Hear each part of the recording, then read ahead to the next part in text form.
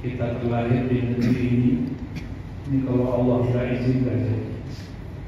Tapi biasa rumput tetangga lebih hijau. Padahal kalau tinggal di tetangga belum juga seenak di sini. Bagi saya salah satu nikmat besar di negeri ini kebebasan beragama, wabil khusus agama kita. Saya sudah keliling se-Indonesia, paling cuma beberapa pulau yang banyak penduduknya tentunya. Hampir semuanya mengatakan ketika saya tanya, di sini buat pengajian, di dalam pemerintah enggak. Setiap kantor ada masjidnya. Ada masjidnya. Kata orang Eropa itu maju. Maju apa ya? Maju mungkin dulu. Sekarang sudah pindah kemajuannya ke Asia Timur. Korea, Jepang pun sudah mulai terus. Prancis misalnya, saya 2 kali dakwah ke sana. Kita pakai kopiah begini, kalau bukan di hari itu, di masalah. Ibu-ibu nggak bisa pakai jilbab, kerja nggak boleh ganti pakai turban, ininya kelihatan seperti kerudung-kerudung ibu-ibu kita zaman tahun 80-an.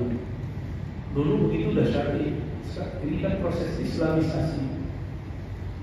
Proses Islamisasi itu dulu, dulu perempuan kelihatan buah dada biasa. Masuklah para wali-wali Allah. Mereka kemudian tutupin dulu dada. Kepala lama-lama beliau punya istrinya yang dari negeri sana masih pakai jilbab. Yang dari sini cukup dikasih kerudung di atasnya. Bertahap sampai tahun 90-an ibu kalau pakai jilbab disebut kayak ninja. Saya masih ingat. Ya, ibu saya dulu tahun 90-an belum bertidur. Ketika saya masuk sekolah agama, saya cuma ngomong, "Ma, kapan mau pakai jilbab?" Malu anaknya mau jadi ustaz tapi ibunya udah berjilbab. Saya nggak ada keras-keras, cuma gitu doang nangis. Almarhumah nangis. Besok pasti pakai jilbab. Tapi sebelumnya, saya sempat agak kencang. Saya sempat ini. Dulu ibu saya suka merias, itu riasannya tersembunyi. Caranya nggak arif. Ternyata negeri kita dibentuk dengan kearifan luar biasa. Bahkan di Prancis itu tidak hanya Islam yang pakai salib, dilarang. Yang Yahudi pakai kupluk kecil itu, apa namanya? Semua simbol-simbol Arab nggak boleh karena mereka punya simbol semboyan yang disebut apa istilah nasibit. Itu kalau bahas kita barangkali sekuler, pemisah agama dan Indonesia jauh-jauh Arab, Abu Dhabi, Uni Emirat Arab, perempuannya nggak banyak yang berjilbab. Sekarang negeri yang paling banyak berjilbab itu negeri yang ada di Nusantara, Indonesia, Malaysia, Brunei, paling banget. Dan ini salah satu nikmat dan barangkali ini cikal bakal kebangkitan Islam di negeri kita. Orang sudah biasa, tapi nanti yang berseterusan sama Muslim. Ustaz dari 2016 sampai 2000 sekarang ini, kalau khutbah politik pemerintah nggak ada yang ditangkap kecuali dia menyerang simbol-simbol negara. Kalau itu udah kena. Tapi kalau bapak jadi ustaz di negeri yang dekat kita, ya, yang seberang kita, nggak bisa. Saya baru masuk ke satu negara tetangga kita, nggak pernah bahas politik. Sebelum pandemi, apa kata beliau-beliau itu para pimpinan? Bu ya, kalau politik kami lebih ngerti dari Bu ya. Siapa yang bahas politik? Dia takut kalau ustaz dari Indonesia bakal bahas politik. Saya cuma jawab, saya bukan ahli politik, tapi saya penikmat politik, penikmat kebebasan. Nah ini nikmat. Maka siapa aja komentar, itu boleh-boleh aja. Komentar ini, komentar boleh-boleh. Nah, nikmat ini sering dilupakan orang. Nikmat bebas berbicara, tetap aja dikatakan tidak bebas. Ada yang masih gak syukur, makanya Allah tidak tambah kebahagiaannya.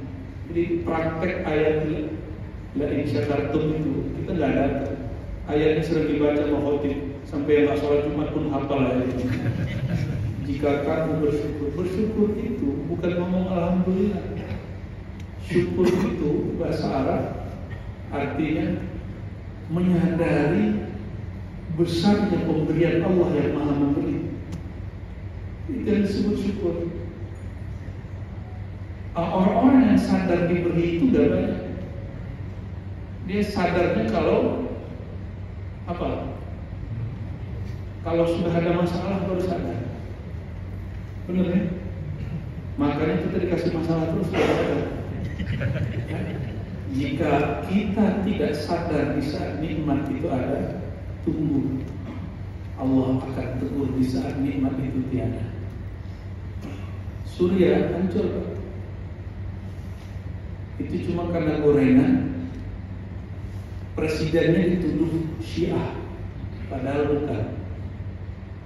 Saya tahu persis karena guru-guru saya dari sana. Guru saya tanya, emang betul presidennya Syiah? Enggak, istrinya Sunni, jenderal-jenderalnya Sunni, menteri-menterinya Sunni. Tapi kakek moyangnya betul Syiah Nusairiyah. Terus kenapa kemudian itu Syiah? Itulah gorengan politik. Karena negara yang menyelenggarakan sepak bola ini apa namanya? Qatar ini main mata dengan Turki. Kata beliau, ini beliau saya nukil aja. Untuk urusan perminyakan harus melewati Suriah, tapi orang Suriah nggak mau eksploitasi bidang alamnya, maka dibuatlah, digorenglah. Dan gorengan paling indah untuk Islam, gorengan aliran, gorengan paham, paling gampang. Cukup digoreng dengan kalimat pemimpin Syiah. Syiah itu oleh ulama Ahlus Sunnah itu dibagi tiga. Ada Syiah Rafidhah, itu menyimpang. Ada Syiah Ghulat. Syiah Ghulat ini Syiah yang sudah menuhankan Sayyidina Ali, itu kafir. Nusairiyah yang dulu kakeknya siapa? Bashar Asad, itu benar dia meyakini reinkarnasi. Itu masuknya ulama kita masih berdebat, masih yang pertama atau yang kedua. Ada Syiah yang ketiga, Syiah yang ada di Yaman, Syiah Zaidiyah, Syiah yang paling dekat ke Ahlus Sunnah dan mereka tidak sesat seperti yang pertama dan yang kedua. Itu fatwa daripada seorang syekh di Saudi, saya nggak usah sebut namanya. Dulu dia mau fatwakan semua Syiah sesat dan kafir, lalu disurati oleh ulama Syiah dari Yaman dan kemudian dia revisi. Ini ulama Ahlus Sunnah. Kita di negeri ini kan kebanyakan Ahlus Sunnah. Ya. Yang saya pelajari dan ajarkan selama ini juga Ahlus Sunnah. Gak jauh-jauh. Tapi kita ngomong ini dituduh Syiah juga. Karena kita bagi Syiah jadi tiga. Itu bukan bagian saya. MUI juga bagi tiga. Namun ada masyarakat didoktrin dengan selebaran. Dulu selebaran, sekarang masuk ke WA. Syiah kafir. Padahal yang kafir yang nomor dua, Ghulat. Ghulat itu artinya kelompok yang berlebihan terhadap keluarga Ahlul Bait. Mencinta Ahlul Bait wajib, berlebihan itu yang menyimpang. Ini digorenglah selama mulai dari tahun 2010 sampai puncaknya 2013. Ayah dari guru kami lagi ngajar Quran di bom di masjid. Kira-kira itu ajaran apa ya Pak? Ngebom orang lagi ngaji di masjid. Ada nggak ajaran Islam itu? Kata Nabi, umirtu al-uqatilan nas, ini sahih Muslim. Umirtu al-uqatilan nas hatta yaqulu la ilaha illallah Muhammad Rasulullah. Kalau di Arba'in itu disebutkan hatta yashhadu la ilaha illallah wa anna Rasulullah. Aku diperintahkan melawan orang-orang yang kafir, musyrik sampai mereka bersyahadat. Itu di zaman musim perang. Ketika mereka sudah mengatakan itu, asamu ini dimana, maka darah mereka terjaga.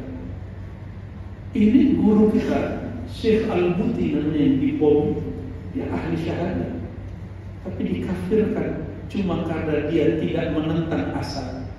Bagi dia Asad tidak seperti yang dikabarkan. Gorengannya panjang. Tapi karena orang takfiriyah, kelompoknya mengkafirkan ini, menguasai media, maka masyarakat awam pun sudah berani menguasai Ustaz. Ustaz mulai takut. Ustaz takut membela Syekh Al-Buti. Ya, banyak kawan-kawan saya tidak berani dulu komentari, diam, takut ditinggal jamaah. Berarti Ustaznya nggak mau berjuang. Jihad paling tinggi itu jihad mengeluarkan umat dari kejahilan kepada keilmuan. Kalau sudah kuat di sini, baru jihadnya tulus kepada Allah Subhanahu Wa Taala. Baru sempurna jihad angkat senjata, itu baru benar. Kalau begini, bagi dia setiap orang pro kepada orang-orang yang dianggapnya kafir. Nah, ini mau digoreng di Indonesia. Nah, yang saya dengar seperti itu. Ada orang salah paham menganggap Pancasila itu tandingan Quran, Undang-Undang Dasar itu tandingan kitab suci. Ini nggak ngerti sejarah. Isu Sunni Syiah nggak kuat di sini. Maka yang paling kuat yang mau digoreng di negeri kita adalah mengkafirkan ideologi negara. Karena kalau dia ngerti sejarah, Pancasila itu yang buat wali-wali Allah, disetujui oleh di Piagam Jakarta. Piagam Jakarta itu yang disetujui doang.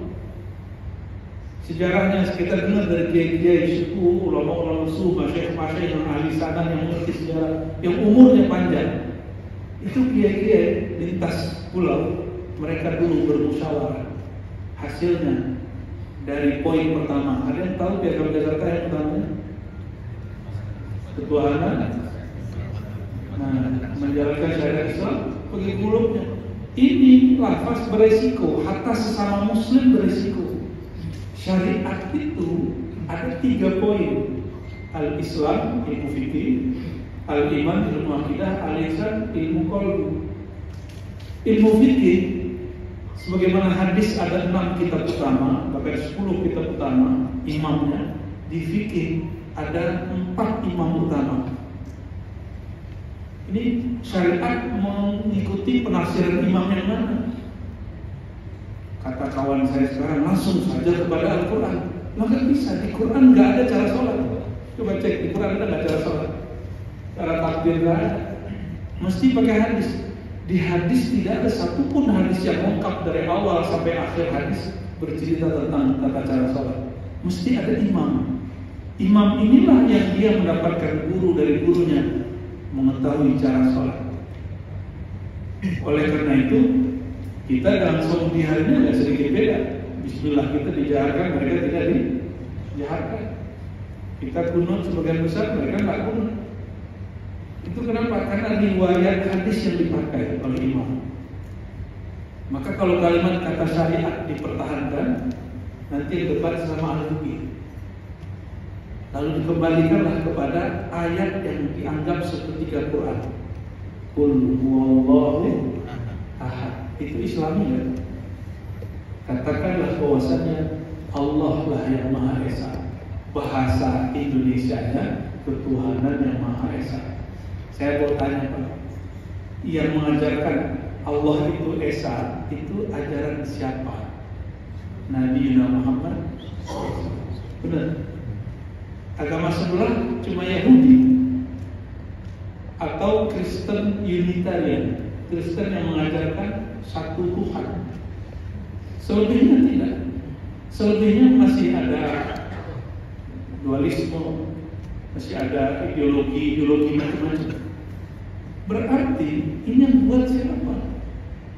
Orang yang ngerti sir kul huwallahu ahad. Nah, ini yang kemudian mau dibongkar. Tapi betul, Pancasila bukan Quran, sepakat kan? Pancasila bukan Quran. Tapi Pancasila diambil dari nilai Quran. Nah, ini yang saya syukuri di negeri kita. Dan barangkali satu-satunya negeri yang punya pilar 5 semuanya sesuai dengan Quran, itu negeri kita. Alhamdulillahirabbil alamin. Maka saya bersyukur atas nikmatul bilad, nikmat diberinya negara oleh Allah SWT. Dan Bapak coba buka sesekali Google Map. Indonesia luasnya seluas Eropa, tapi bisa nyatu. Dan yang paling unik lagi, tidak disatukan dengan darat, justru terpisah oleh, kalau mau kan satu pulau satu negara. Katakan kemarin ada yang mau nyebrang dulu kan, yang katanya mau pindah negara. Salah, dia kalau mau buat negara sendiri, jangan ikut negara lain, stres lagi. Ini kalau mau itu bisa buat negara sendiri. Tapi betapa hebatnya jihad ulama kita terdahulu.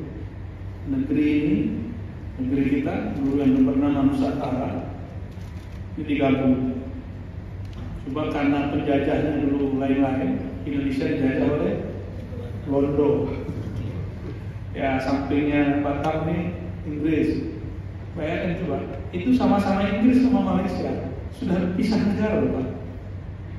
Ingat, sama Brunei, Inggris juga sudah pisah negara.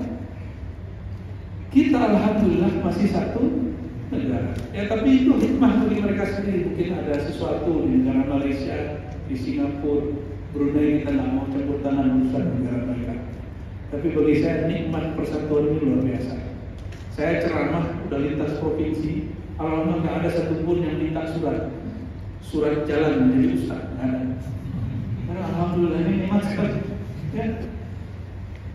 Kalau di beberapa wilayah di luar sana itu beda negara bagian, sudah beda sipil. Disyukurilah buat pengajian bebas, orang buat kaki lima juga bebas ya, kecuali di jalan-jalan yang berbahaya nanti satu PP dolar. Jadi Bapak Ibu Saudara sahabat-sahabat firman Allah, sekarang negeri kita walaupun Masya Allah di luar, tapi termasuk paling aman. Walaupun kemarin ada bomnya, di mana? Di sini juga ada. Ada. Bandung. Aduh, Masya Allah. Masih ada orang mikir begitu. Masih ingat ISIS? ISIS. Ini kenapa saya ajak cerita ini? Saya lihat pada tegang-tegang. Kita ajak pegang sekalian. ISIS itu punya ideologi 20 ajaran. Nomor 10 dan 11 mengatakan negara yang tidak berhukum Allah, maka tentaranya, polisinya, pegawainya, pemimpinnya halal darahnya. Jangan heran kalau mereka kemudian menghalalkan darah pegawai itu. Jadi jangan main-main. Nikmat bernegara itu jangan main-main. Nabi Muhammad SAW bukan buat negara, tapi beliau membangun spiritual. Setelah beliau wafat, baru dibangun negara oleh sahabat, namanya khilafah. Maka khilafah bukan produk Nabi. Khilafah itu produk sahabat-sahabat pilihan Nabi. Ini banyak yang salah baca sejarah. Khilafah itu artinya pemerintahan menggantikan Nabi. Nabi itu namanya daulah nabawiyah, negara ketuhanan kenabian, nggak bisa digantikan, Pak. Maka kita nggak akan bisa bangun negara seperti Nabi bangun. Yang bisa diganti itu cuma sahabat Nabi. Nah, kalau Nabi apa-apa langsung wahyu dari Allah. Nanti kalau kita ngangkat khalifah, emang khalifah dapat wahyu dari Allah? Kan enggak. Nah, Bapak Ibu Saudara Allah, gak usah di sini lah.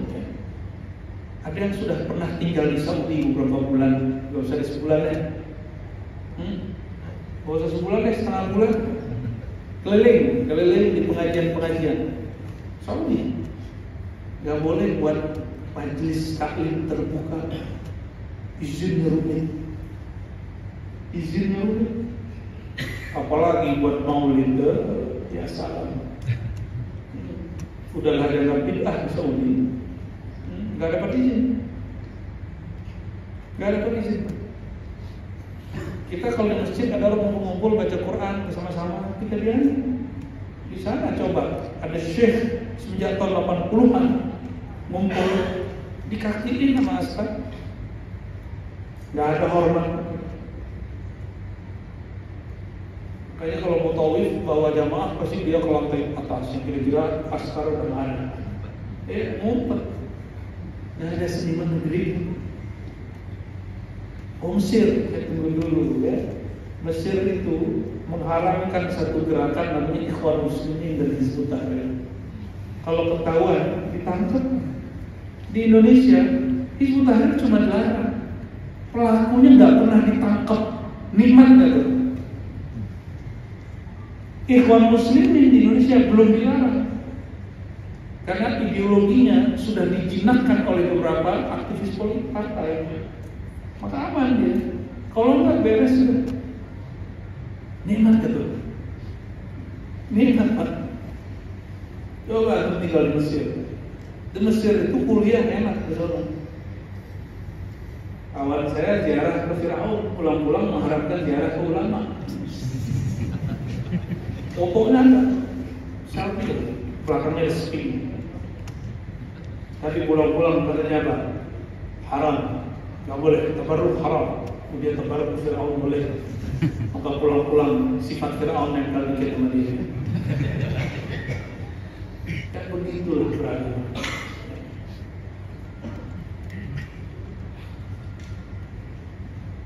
Udah seriusnya. Dan nikmat ini akan lebih besar lagi kalau kita menyadari nikmat bekerja dan berkeluar. Di Quran itu ayat yang paling favorit saya baca kalau subuh surat Al-Munafiqun. 3 ayat terakhirnya itu, ya ayyuhalladzina amanu la tulhikum amwalukum wala auladukum an dzikrillah wa man yaf'al dzalika fa ulaika humul khasirun. Mau jadi orang beruntung atau orang merugi? Kalau ditanya itu jawabnya apa? Beruntung. Sepakat? Untung yang kita bahas, yang kita pahami, pasti semuanya ujung-ujungnya duit. Ya, duit, kendaraan, rumah, tunjangan. Benar. Berarti untungnya kita masih bersifat materialisme. Berhasillah orang-orang Barat itu dengan materialisme. Orang Barat sekarang udah capek dengan filsafat materialisme. Mereka sudah mulai mencari sesuatu yang di balik materi. Sekarang itu apa aja ajaran-ajaran spiritual di timur itu dicari sama orang-orang Barat. Jangan heran masuk ke istana-istana yang ada di Jawa. Itu ada yang lagi main wayang. Itu uang Londo. Orang Belanda cantik-cantik, rambutnya, hidungnya macam-macam. Nggak kayak kita mancung ke belakang. Main aja. Ada yang baca manuskrip Jawa. Di India mereka ambil yoga. Ke Cina mereka belajar Tai Chi. Begitu mereka mau cari spiritualitas orang-orang timur. Orang timur ini tenang, hidup santai, masa depan cerah. Kalau orang Indonesia itu sederhana aja. Sebandel-bandelnya pegawai sholatnya 5 waktu ya. Mau jamaah nggak jamaah urusan belakangan. Yang penting sholatnya 5 waktu. Sehingga ada waktu saat dia berpikir tenang. Otak kita ini terlalu berat, maka dia perlu ditaruh di bawah. Berapa kali kita sujud? Coba dihitung, sujud subuh 2, 4. Berapa kali kita sujud setiap hari? Sujudnya bukan rakaatnya. Subuh 4, subuh 8. Itu 12 tambah asar 18 ya, maghrib 6 Berapa tuh? Tambah isya 3-4 kali kepala taruh di bawah, ditambah witir 1-2 rakaat berarti 3 tuh. Maka kepalanya aman dari stres karena darahnya kembali seger. Imam Ghazali ini ternyata juga seorang tabib. Kata beliau, salah satu kebahagiaan orang itu salah satunya adalah kalau darahnya naik ke kepala itu tenang. Bukan lewat marah. Kan kita kalau naikin darah marah dulu. Disebut sama orang kita ini naik darah. Kau ini buat aku naik marah. Ya kan itu kan. Naik darah itu bahaya. Bisa bikin gagal hidup. Nah, Imam Ghazali bahas itu. Sholatnya 5 waktu, khusyuk gak khusyuk, insya Allah itu sudah menghilangkan stres. Walaupun nanti ada yang bilang doa setelah sholat nggak boleh berjamaah sendiri-sendiri, itu urusan lain, itu urusan fikih. Yang penting kepalanya sudah diatuk-atukin ke bawah 34 kali. Itu luar biasa. Saya ketemu sama ahli Tai Chi. Dia sudah 12 tahun lalu menemukan gerakan baru. Itu salah satu gerakan itu ngantungin kepala ke bawah, tapi pelan-pelan. Karena ada bagian-bagian tertentu di kepala ini darah nggak kurang lancar ke sana, dan seorang muslim nggak perlu latihan aneh-aneh gitu. Nah, kita ada seorang jamaah perempuan berobat ke Guangzhou. Benar baca di Guangzhou. Ya. Sampai di sana ketemu Sensei, mau diajarkan cara terapi mandiri, mirip-mirip dengan yoga, mungkin reiki atau apa saya nggak tahu. Tapi orang itu melihat, sensei melihat, kamu muslimah ya? Iya sensei. Kamu gak usah pakai ilmu saya. Kamu pulang kampung, nanti beberapa tahun lagi insya Allah ketemu orang yang ngajarin yang lebih canggih dari ini. Tahu-tahu dia ikut aliran ini, udah macam-macam ikut aliran. Itu nggak kena aliran istri pak, masih hidup alhamdulillah. Udah macam-macam aliran, sampai pusing dia beragama.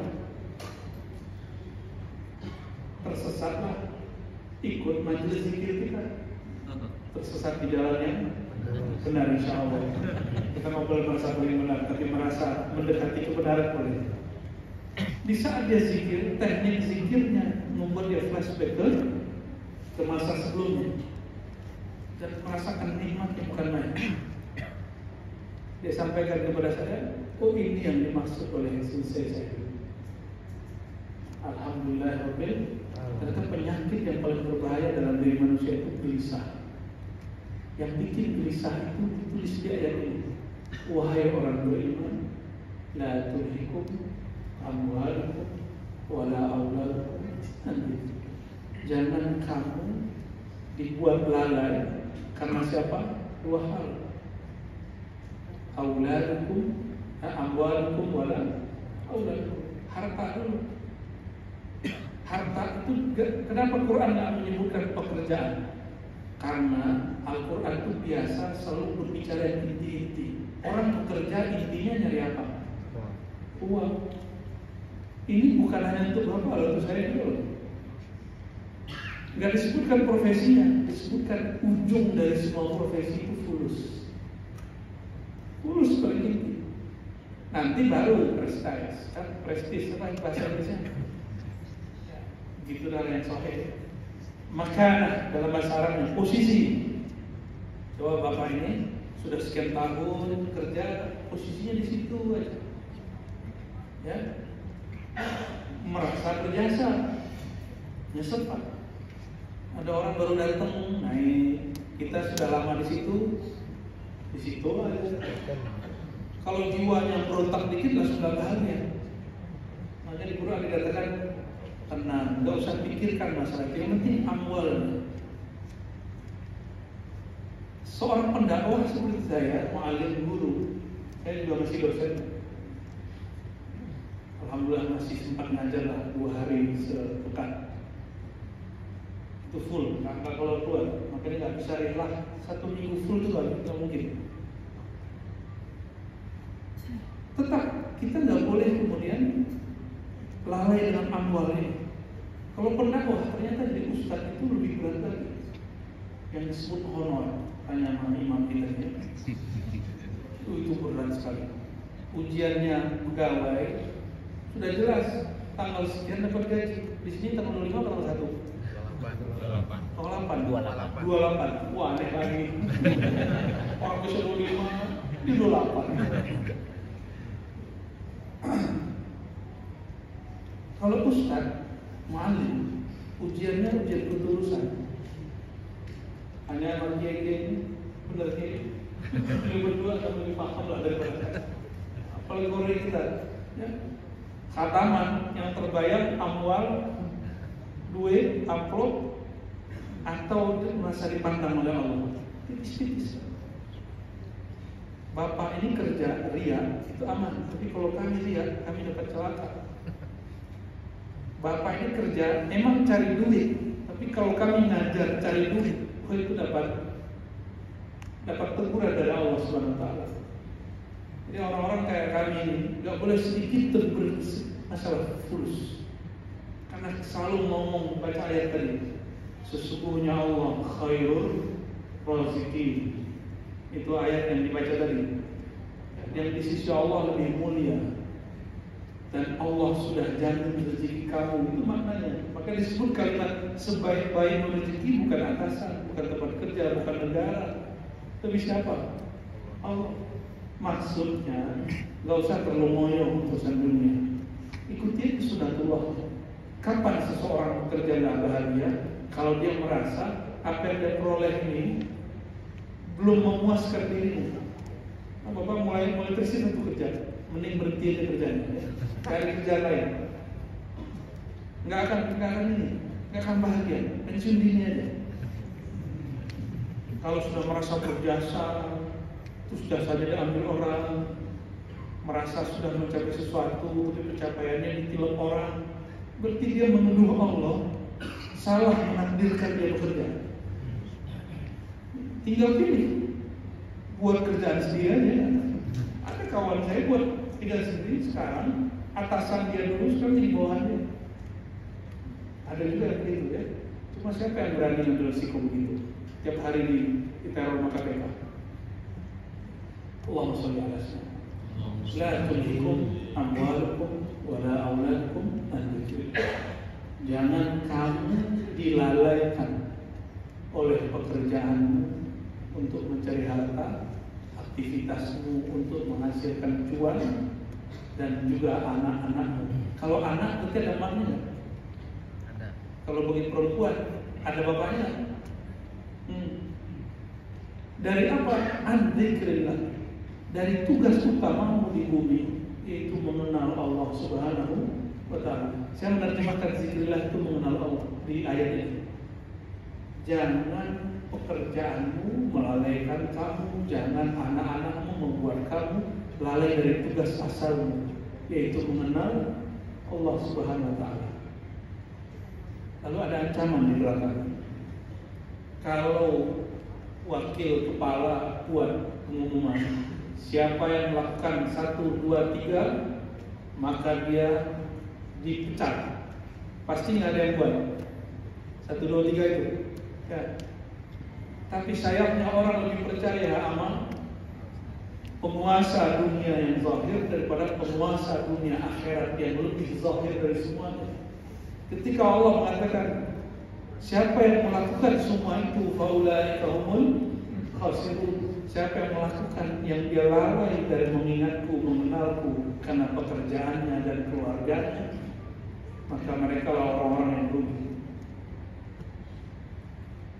Saya ngajar, lalu lupa diri sendiri, lupa untuk mengenal Allah Subhanahu wa Ta'ala. Itu seperti ini, nerangi orang dirinya terbakar. Rugi.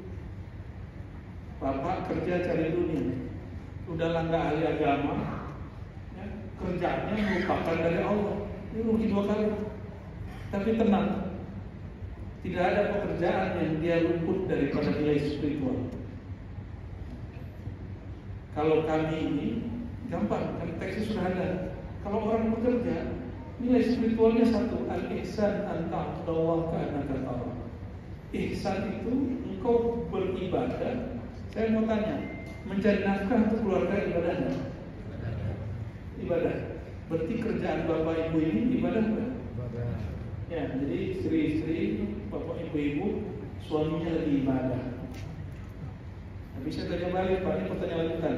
Kalau sholat subuh 2 rakaat ibadah kan? Berani nggak korupsi 2,5 apa 1,5 rakaat? Berani nggak? Lagi sholat subuh sendiri nggak ada yang nggak usah baca Fatihah aja langsung aja. Ya. Bisa nggak begitu? Kalau orang menganggap dirinya sedang ibadah, dia nggak berani korupsi. Yang ada nanti rukhsah. Rukhsah itu fasilitas. Kalau kerja kita ibadah, nggak mungkin orang kemudian tidak amanah dalam bekerjanya. Kenapa? Dia seakan-akan memandang Allah Subhanahu Wa Taala. Kalau belum merasa memandang Allah, merasa lagi dipandang oleh Allah. Sekarang di kantornya ada CCTV, Pak. Udah ngeri juga ya. Enakan jadi ustaz begini ya. Ngajar di kelas, ngajar di kampus, nggak perlu ada CCTV. Cuma sekarang kalau ceramah bukan CCTV.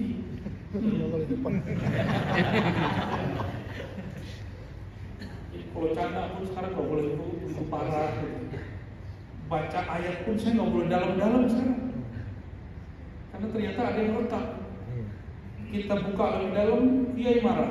Kamu kok buka yang begitu di hadapan orang awam? Saya buka dikit-dikit, orang awam yang protes. Ustaz, kok ngaji gitu mulu? Serba salah. Ya udah, ini kata batin. Istafti qalbak, kata Nabi. Tanya batinmu, tanya qalbumu.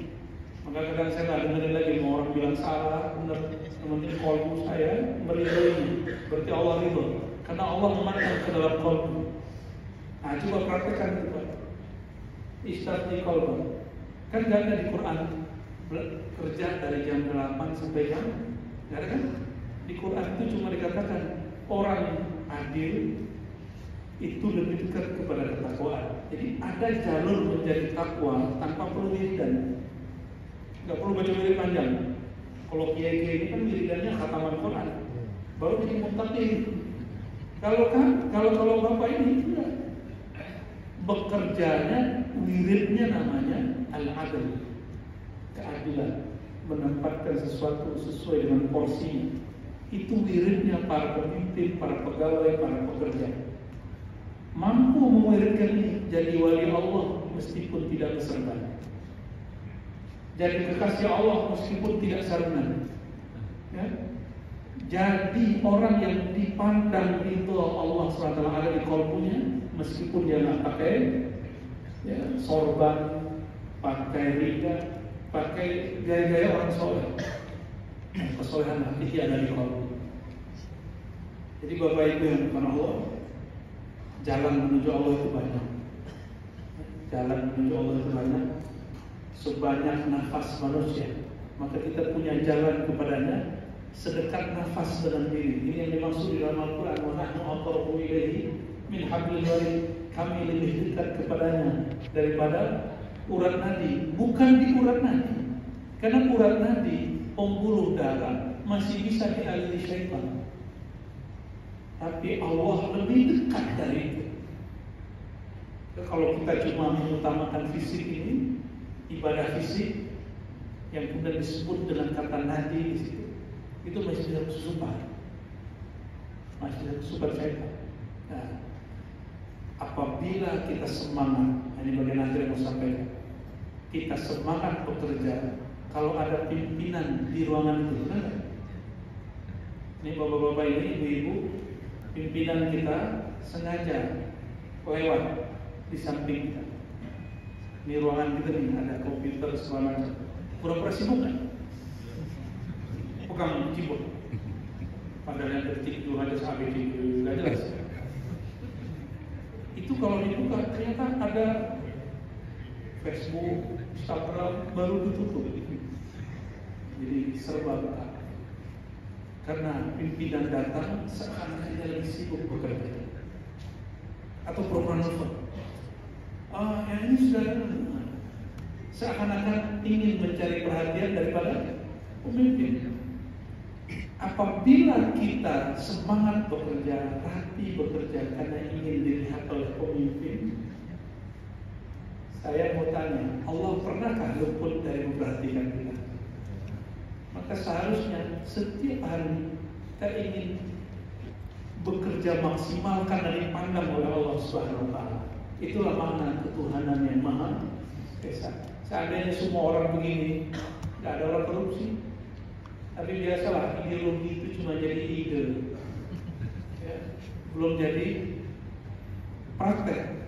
Maka dulu orang bekerja nggak pakai CCTV, suka-suka. Ya, pernah nggak dicuekin di buat paspor, buat KTP, pernah nggak dicuekin nama pegawai? Pernah ya? Dia nggak tahu bapak ini juga pegawai ya. Ya. Karena pakai baju biasa. Dia nggak tahu, dalam hati kita. Sekarang sudah ada CCTV, sumringah sekarang. Dulu saya kalau ngurus apa, itu berkas kita dilempar. Kalau sekarang ada yang lihat, ada yang merhatiin. Itu disebut babul jalan, bab jalan, bab mengenai Allah itu maha haibah, maha menakutkan. Jadi kalau diperhatikan oleh Allah yang maha kuasa, kita kemudian ketakutan. Akhirnya pekerjaannya dibaguskan. Tapi bekerja dengan begini penuh dengan ketakutan. Saya mengajak ke bab yang kedua, babul jamal. Bekerja karena bukan atas rasa takut, tapi atas rasa cinta. Jamal itu keindahan Allah SWT yang memandang dengan cinta. Kalau orang bekerja dengan cinta, kerjaan berlebihan nggak nuntut tunjangan nambah. Ya.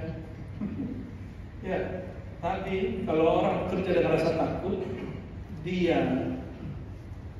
kalau kita sampai malam itu lembur ya, lembur sedikit ngomong ini, aku lembur nggak minta tunjangan, disebut-sebut walaupun lemburnya cuma sekali tahun. Kalau di sini kayaknya lemburnya sering ya.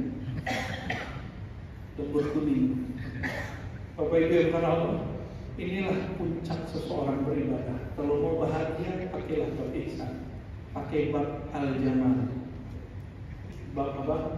Al-jamal, beribadah dengan rasa cinta karena dipandang oleh Allah yang Maha mencintai.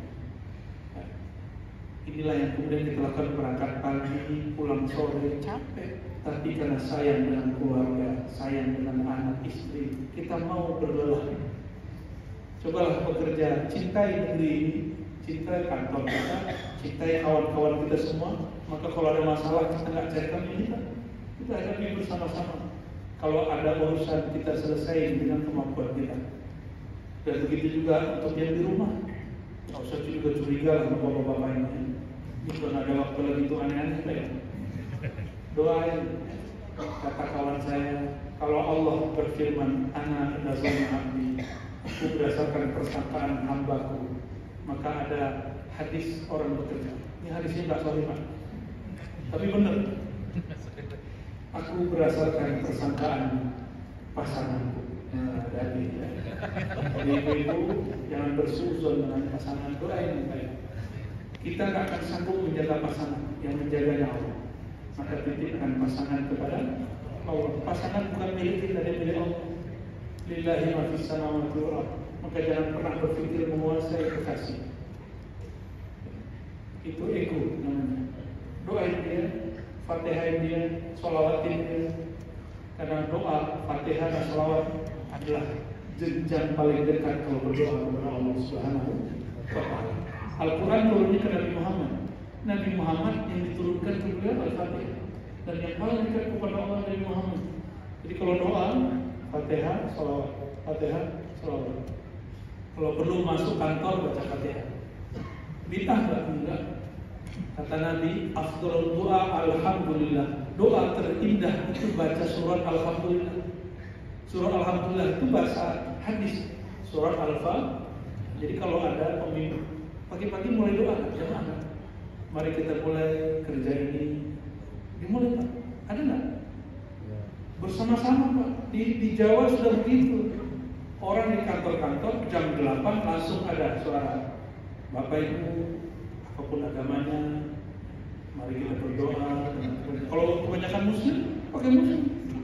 Ya, mari kita mulai pagi ini dengan memohon ridho Allah Tuhan yang Maha Esa untuk keberkahan negara kita dan tempat bekerja kita dan keluarga kita. Berdoa dalam ajaran masing-masing, misalnya gitu. Tapi kalau yang muslim langsung aja, kan kita mayoritas. Tidak apa-apa. Al-Fatihah. Insya Allah diberkahi tempatnya. Ya. Semoga bermanfaat.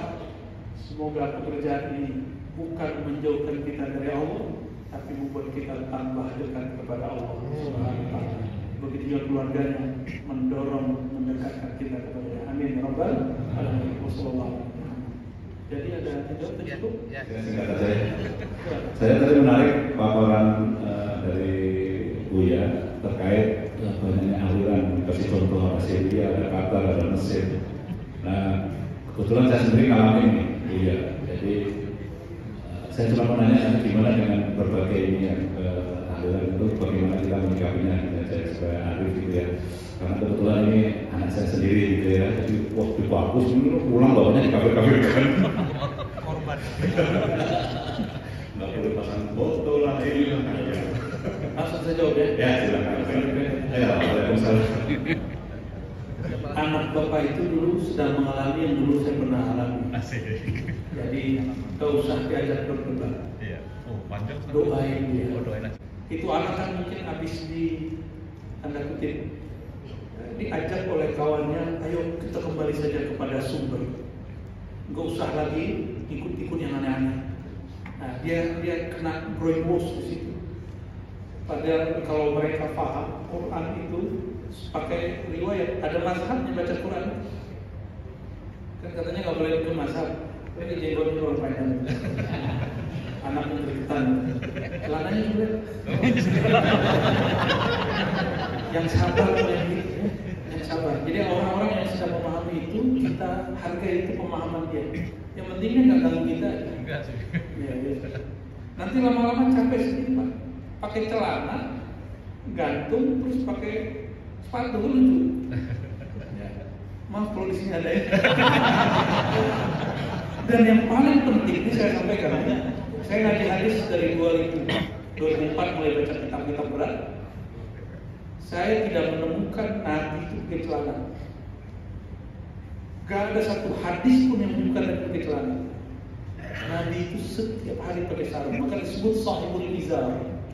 Coba lihat semua hadisnya. Sahih Bukhari kitabul libas, Nabi yattazir, Nabi bersarung.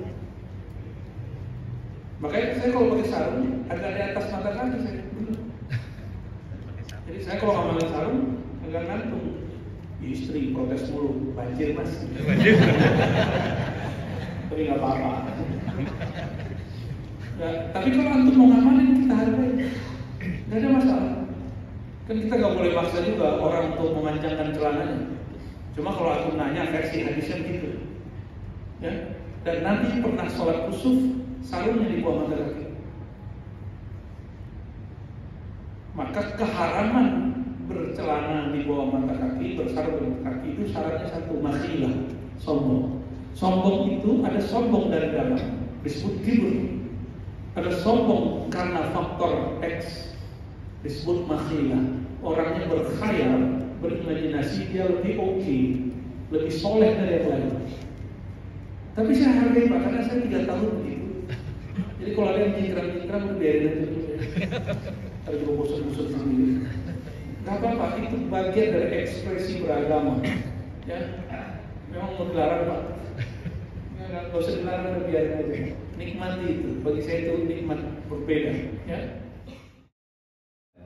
Yang saya ingin tanyakan Pak Ustaz, bagaimana caranya sholat mengingat Allah dengan benar? Itu saja Pak Ustaz. Terima kasih. Assalamualaikum warahmatullahi wabarakatuh. Assalamualaikum.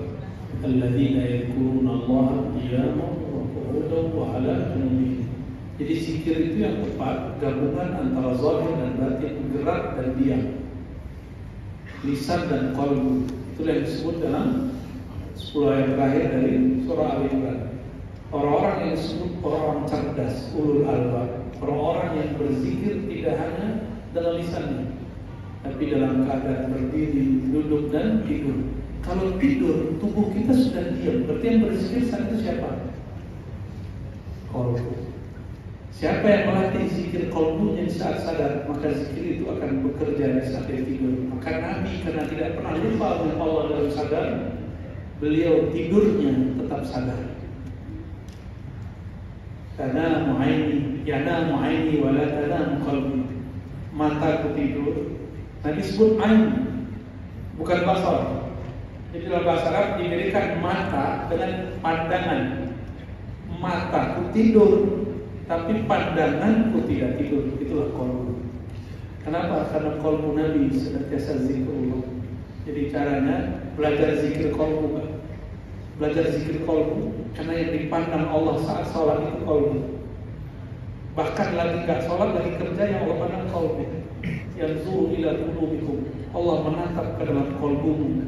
Dan betapa malunya kita lagi ada sama bos, sama pimpinan, berkas kita kurang, yang dipandangkan berkasnya.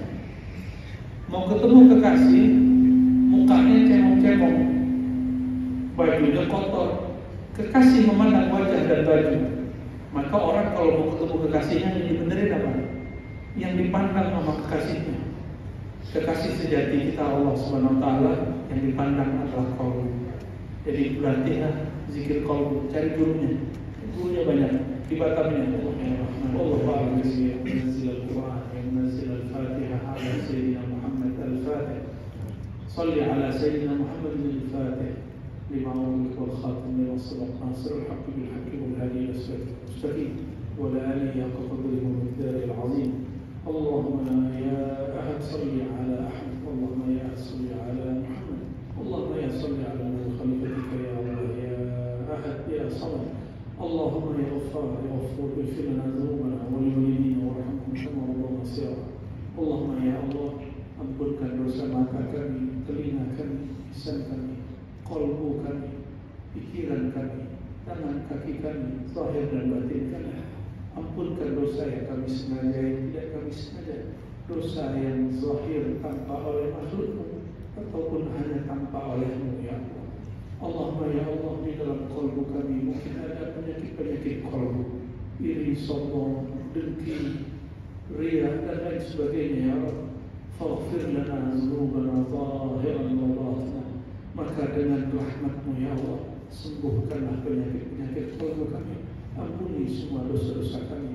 Ampuni juga ya Allah dosa para pemimpin kami, para guru-guru kami, kawan-kawan yang bekerja bersama kami, orang yang hidup bersama kami hari-hari, pasangan kami, anak-anak kami, semua orang-orang yang kami temui, yang kami sadari, yang kami kenal ataupun tidak kami kenal. Allahumma ya Allah ya muqallibal qulub, tsabbit qulubana ala dinika wa ta'atik. Ya Allah, Engkau Maha Tahu, Engkaulah yang membolak-balik hati kami, Engkaulah yang mengarahkan pikiran kami. Maka arahkan qalbu pikiran kami kepada ketaatan dan ridha-Mu ya Allah. Wakhtimna ya Rabbana bi husnil khatimah. Jika Engkau ya Allah menutup hidup kami, mencabut nyawa kami, mengakhiri rezeki kami di dunia, maka tutuplah dengan cara yang indah ya Allah. Indah menatap keridhaan-Mu, mendapatkan syafaat kekasih-Mu Nabi Muhammad sallallahu alaihi wasallam. Allahumma arhamna warham umara'ana wa ulama'ana warhamil muslimin warhamil mu'minin al-ahya minhum wal amwat. Allahumma asturna ya sattar bisitrikal jamil birahmatika ya arhamar rahimin walhamdulillahi rabbil alamin wa sallallahu ala sayyidina Muhammad.